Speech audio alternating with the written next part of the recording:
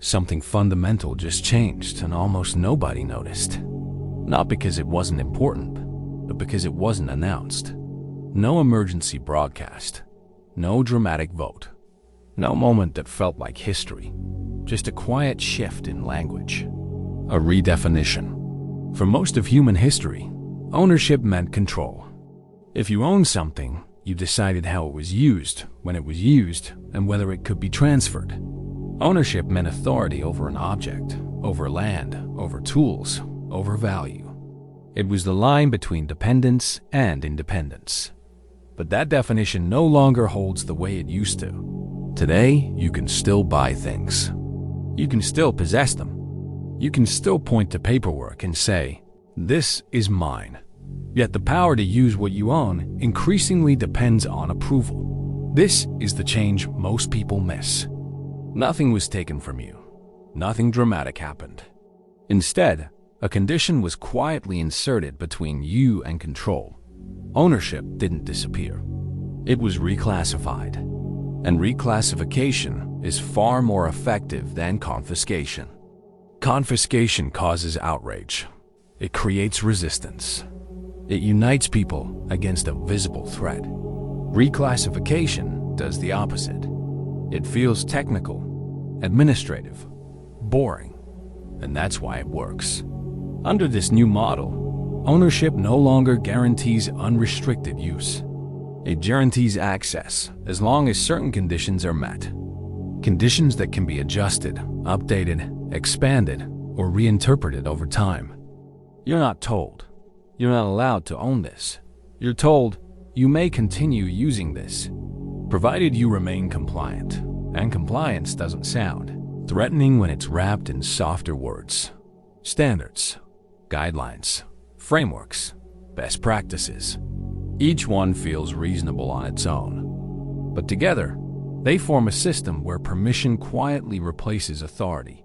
This is what's now being described as the permission economy. In a permission economy, nothing is outright banned. Instead, functionality becomes conditional. Assets aren't seized. They're regulated into submission.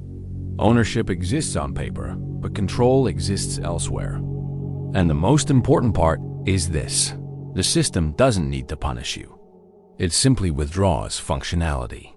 When something stops working, when access is limited, when participation is suspended, the system doesn't look violent or oppressive. It looks neutral, automatic, procedural. No enemy to point at. No single decision to protest. No clear moment where freedom was taken. Just a gradual narrowing of what's allowed. This is why so many people feel uneasy, but struggle to explain why. They sense that something has shifted, yet everything still looks normal. Stores are open. Services function. Life goes on. But beneath the surface, the relationship between people and what they own has changed. Ownership used to be binary. You either had it or you didn't. Now it's conditional, temporary, revocable, and conditions can always evolve. First, they're introduced to improve safety, then to ensure fairness, then to optimize efficiency, then to align with broader goals. Each step is framed as progress. And because the change happens gradually, people adapt without resisting. They self-adjust. They comply early to avoid friction later. They internalize the rules before the rules are enforced. That's the real power of the permission economy. It doesn't force obedience. It incentivizes self-regulation. When access becomes essential, freedom becomes risky. And by the time most people realize what ownership has turned into, the old definition no longer exists in practice. Not because it was outlawed, but because it was quietly replaced. The question now isn't whether this shift is happening. It's whether you recognize it while there's still room to move.